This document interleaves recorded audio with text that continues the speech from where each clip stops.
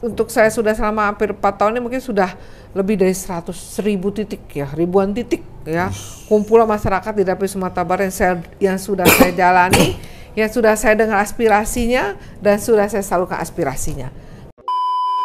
Dipandang sebelah mata nggak Ibu? Wah, Ibu ini perempuan kan? Ya. Kan? Mungkin awal ketika saya pun awal sudah menjadi Ibu Gubernur ya, ya. Nah itu memang dipandang sebelah mata. Bu. Alhamdulillah Bang, kalau dihitung tuh udah ratusan miliar lah yang sudah disalurkan. Selama 4 tahun ini ya? Selama 4 tahun ini. Dalam bentuk uang ya? Kalau dikalkulasikan dengan dalam bentuk uang, iya. Mungkin udah ratusan miliar udah ratusan miliar, Pak. Sumbar Sumatera Barat 2. Sekarang pengangguran di zaman Bapak jadi Gubernur 2010, bahkan saya waktu jadi anggota DPR 2019, yang pengangguran tamat SMA. Sekarang sudah tamat kuliah, Bang.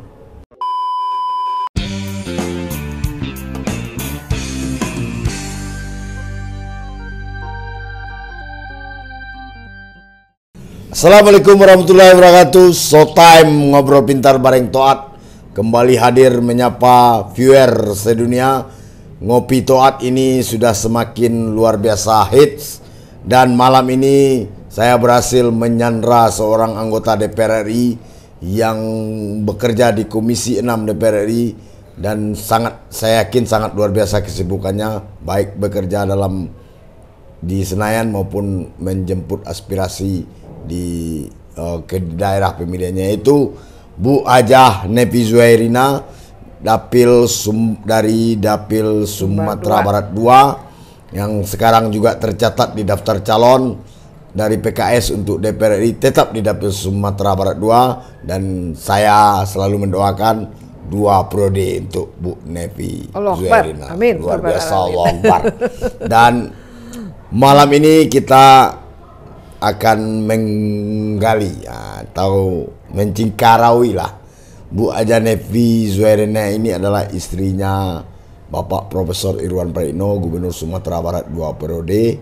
Dan kalau sekarang sudah menuju 4 tahun sebagai wakil rakyat di Senayan ya Bu? Ya, betul. Wakil rakyat DPR RI mewakili Dapil Sumatera Barat 2. Saya tidak menyangka luar biasa etos kerja dari Bu Nevi ini, sehingga banyak media atau saya sendiri menyebut beliau aspirator sejati.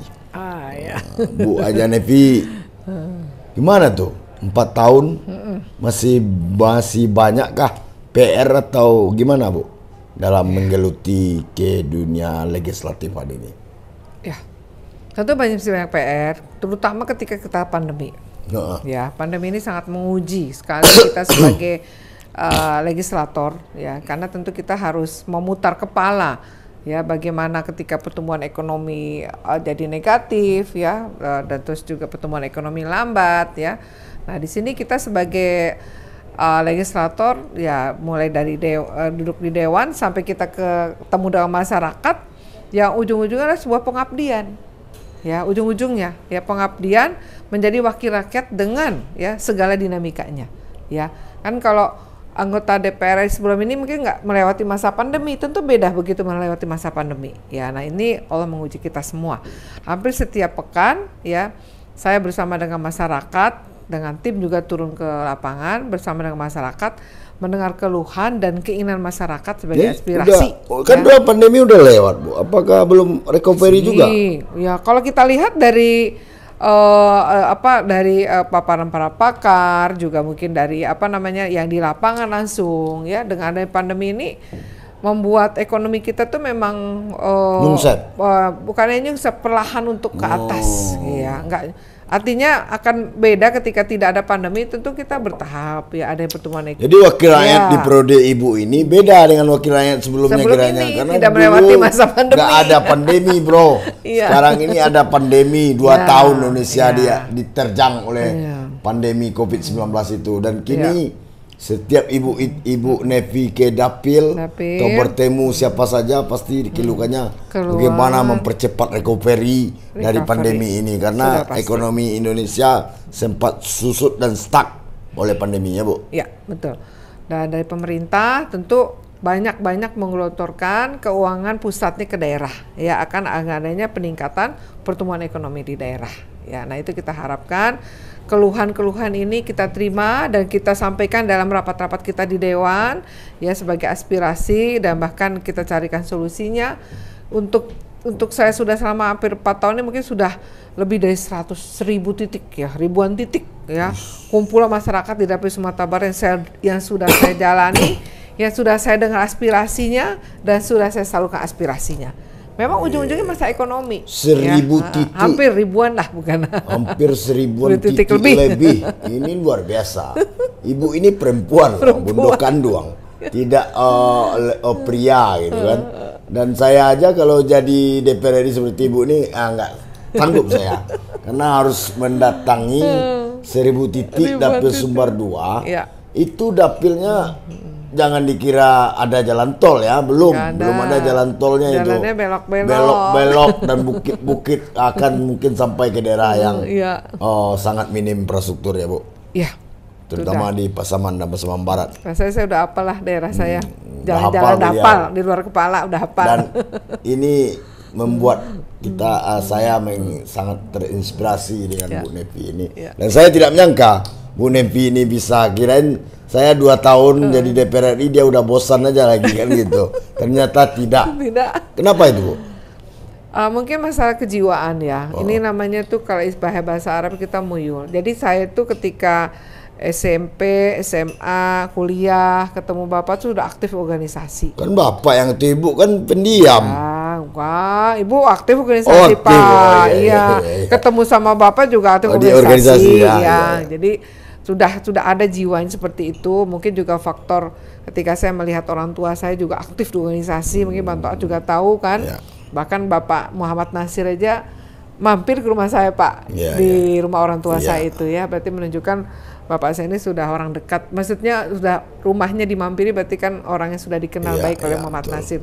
Jadi faktor-faktor itu kali ya, saya melihat Bapak saya demikian, melihat Pak Irwan suami saya demikian ya. Jadi itu kayak terinternalisasi gitu loh Bang, ya terinternalisasi. Ya, oh rupanya kalau kita melayani rakyat seperti ini ya.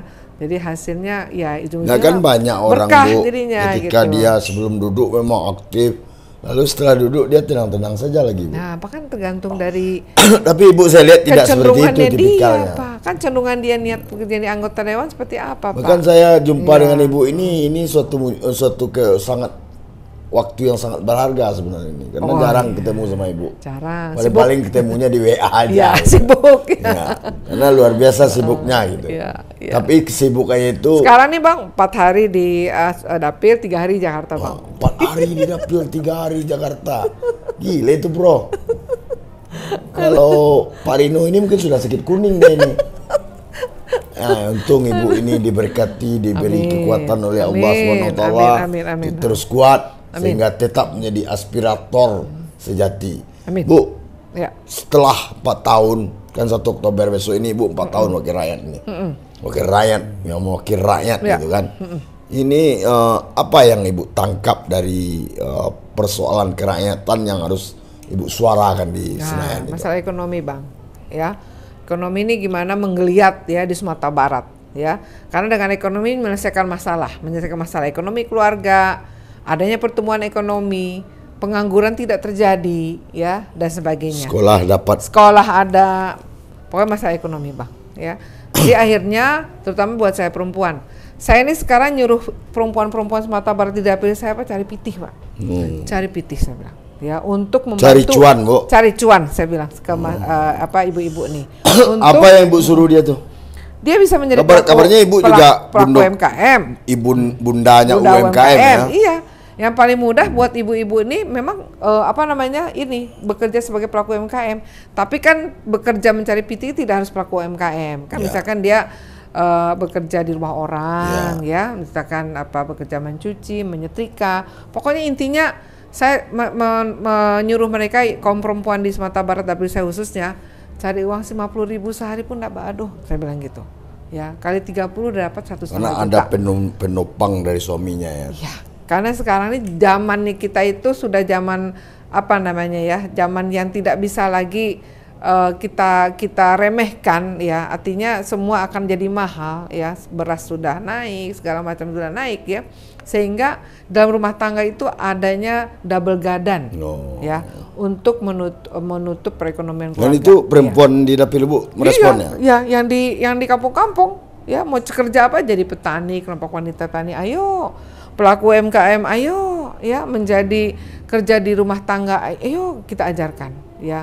Nah itu kalau saya lihat, ternyata justru masalah KDRT itu tertingginya karena masalah ekonomi, bukan masalah perselingkuhan. Betul. Ya.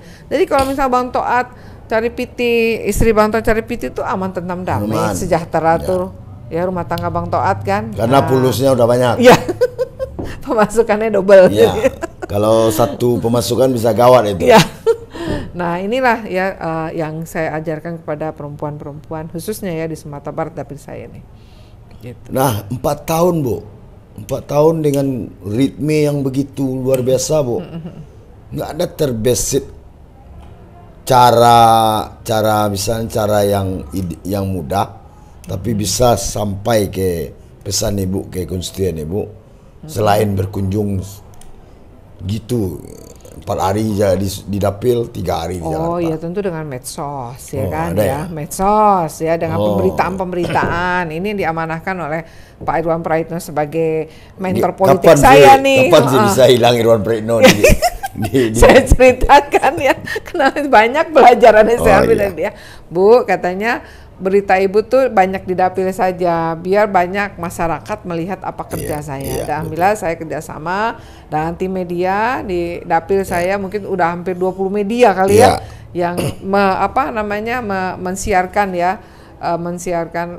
membuat siaran beritanya kedatangan. Jadi Ibu ini rutin Bro, rutinnya ketika kegiatannya di dapil pasti ada pemberitaan di media, dan kerutinan itu sudah dimulai sejak tahun pertama. Betul sekali, bahkan sudah jadi buku ya. Bahkan sudah melahirkan buku, kayak gitu. Tinggal tinggal di launching aja bukunya lagi. Sudah ada bukunya, tinggal launching aja lagi. Tapi ketika Ibu capek, lelah itu kan alamiah kan Bu? Ya betul. Lalu pas ketemu konstituen, hilang nggak kecapean Bang? Hilang Pak, hilang Bang. Apalagi semakin hilang ketika saya bisa membantu memberikan solusi. Apa yang diinginkannya ya? Keinginan mereka, terus juga aspirasi mereka, menyelesaikan masalah mereka. Menyelesaikan masalah mereka, gitu ya. Itu saya semakin hilang Bang. Ya, artinya memang di sini sebagai anggota dewan ini kita harus punya jiwa yang khusus lah ya. Makanya tagline-nya PKS ini melayani rakyat tuh harus ada Bang. Ya, nggak bisa kita jadi wakil rakyat tidak melayani rakyat tuh nggak bisa. Ya nggak nggak matching. Jadi dapil Ibu berapa kabupaten kota itu? 8 Pak. Oh 8. Kecamatan 82 ya, gitu. Banyak Pak, keliling Pemuda kecamatan. Tuh. Nah ini spesifik lagi nih Bu pertanyaan. Ini nyangkut perempuan nih Bu. Bukan politisi perempuan nasional. Iya. Di dapil Ibu ini kan mungkin belum merata lah kesetaraan gender gitu kan. Apa nggak kesulitan Ibu ketika berhadapan dengan konstituen Ibu yang pria atau yang laki-laki, atau nggak dipandang sebelah mata nggak Ibu? Wah Ibu ini perempuan kan? Mungkin awal ketika saya pun awal sudah menjadi Ibu Gubernur ya. Nah itu memang dipandang sebelah mata. Tapi ketika saya sudah menunjukkan kinerja saya sebagai anggota DPR ini, mereka tidak lagi melihat pandangan mata lagi Pak. Oh gitu. Mereka sudah melihat posisi sebagai wakil rakyat itu, walaupun sudah Ibu pas ini sesuai mundukan dengan doang atau perempuan? Iya, enggak Bang. Bahkan saya kalau ada pertemuan saya perempuan, sono laki semua dong. Ini mama Bu, alim ulama, cadia pandai Bang, enggak gentar saya Bang.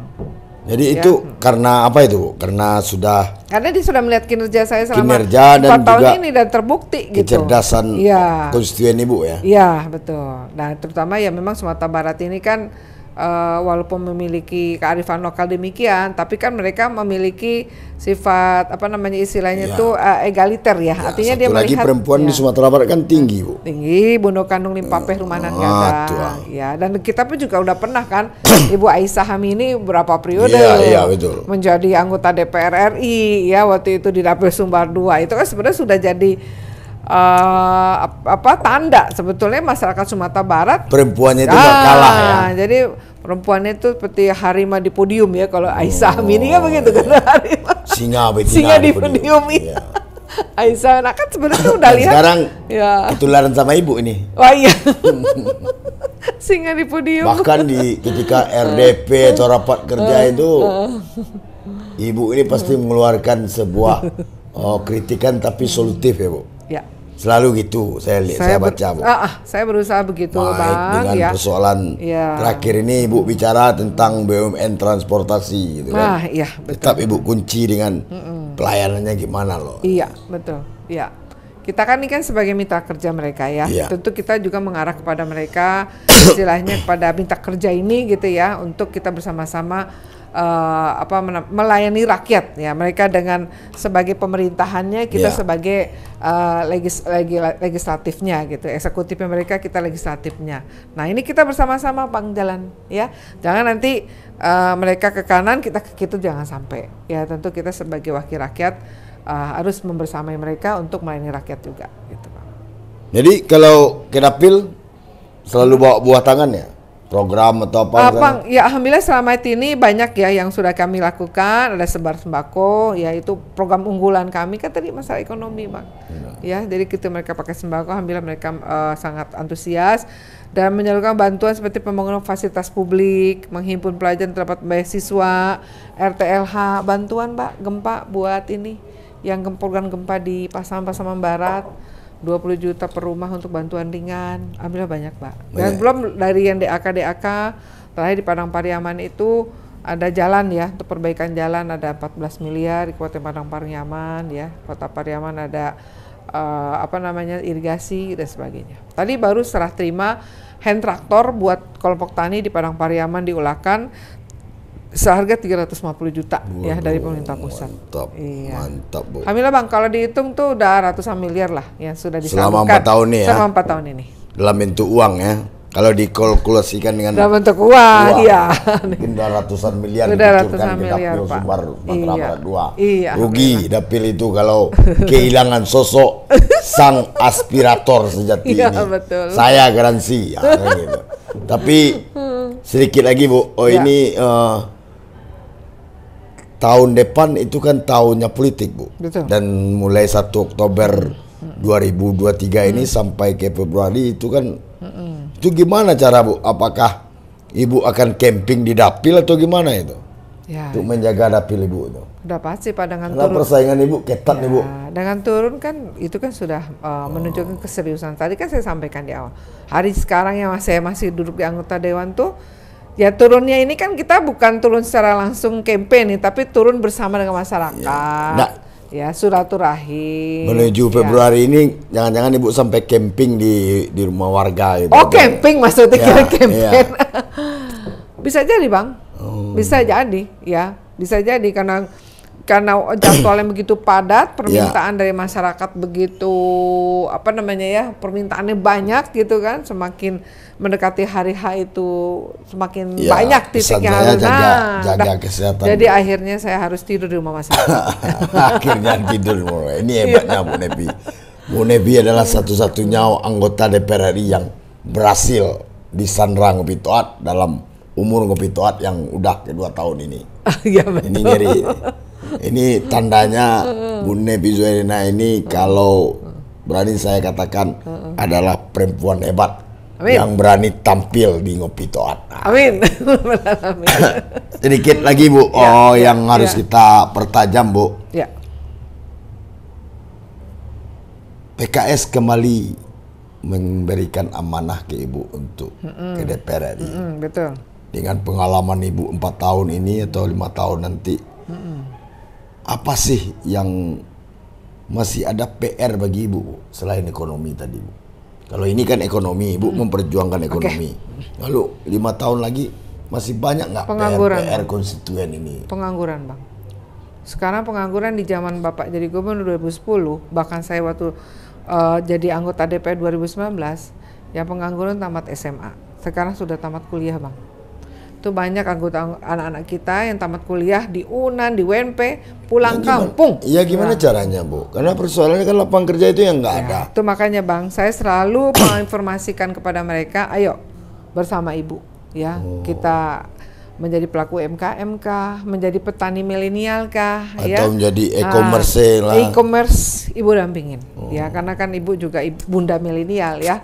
Kan ibu juga punya anak 10, ya alhamdulillah anak ibu semua kerja semua, karena emang ada arahan dari kami sebagai orang tua.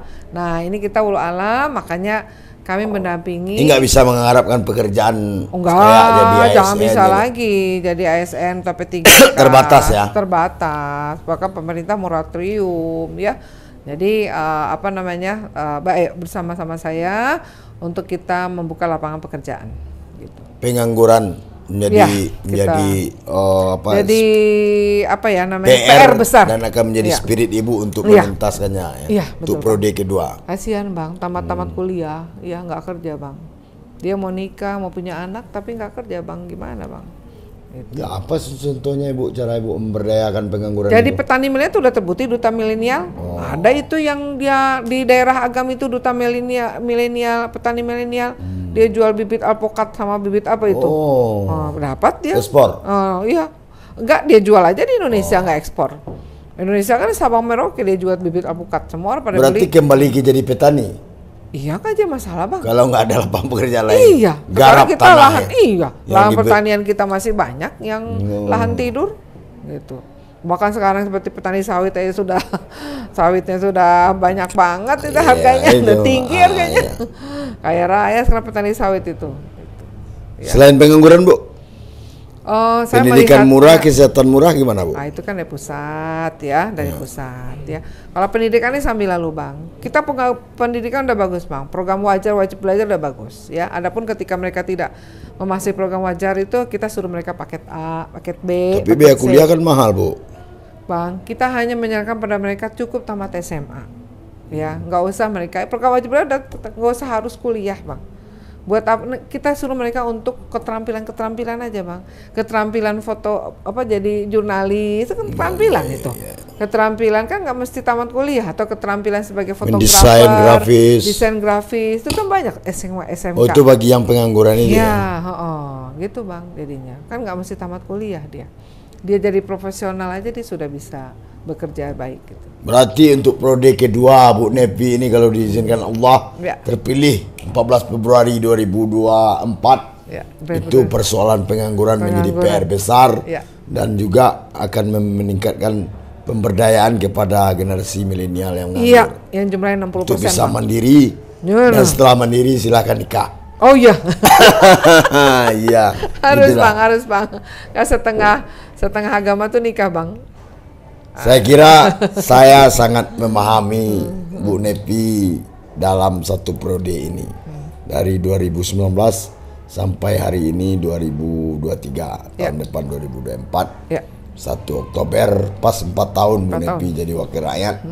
Setelah 10 tahun jadi Ibu Gubernur. Ibu Gubernur Sumatera Barat gitu. Mungkin sedikit testimoni Ibu terhadap perempuan berpolitik dan semangat Ibu kepada konstituen Ibu. Ya, tentu kami mengajak semua pihak, baik itu perempuan maupun laki-laki ya, untuk bekerja sama ya, dan kita berdayakan semua sumber daya yang ada untuk mewujudkan cita-cita pembangunan bangsa. Dalam hal ini kita berkolaborasi mencari titik temu dan semangat kebersamaan dalam melakukannya. Semua aktivitas kedewanan saya ini ya, itu baik di parlemen maupun di masyarakat bisa dilacak, bisa dilihat di medsos, bisa lihat di pemberitaan, dan jejak digitalnya ada. Ya, jejak digital ada. Dan masyarakat tentu bisa menilai secara objektif kinerja saya. Nah, untuk itu kolaborasi, kebersamaan, sinergi antara perempuan dan laki-laki, maka itu akan terwujud ya, keadilan sejahtera di masyarakat. Terima kasih Bu Nepi Zuerina, Wakil Rakyat Sumatera Barat Dapil 2 di DPR RI. Saya bangga bisa ngopi toat dengan Ibu sebagai narasumber. Tentunya ini bukan sebuah justifikasi, tapi adalah pencerahan dalam bentuk bisa menjadi literasi bagi pendengar semuanya. Dan harapan saya Tentu Ibu selalu sehat walafiat. Amin, dan amin, kuat amin. selalu menjadi corong aspirasi rakyat Amin. sebagai aspirator sejati. Amin, amin. Bila taufik hidayah. Assalamualaikum warahmatullahi wabarakatuh. Terima kasih, Bu. Warahmatullahi wabarakatuh. Sama-sama, Bang. Bu.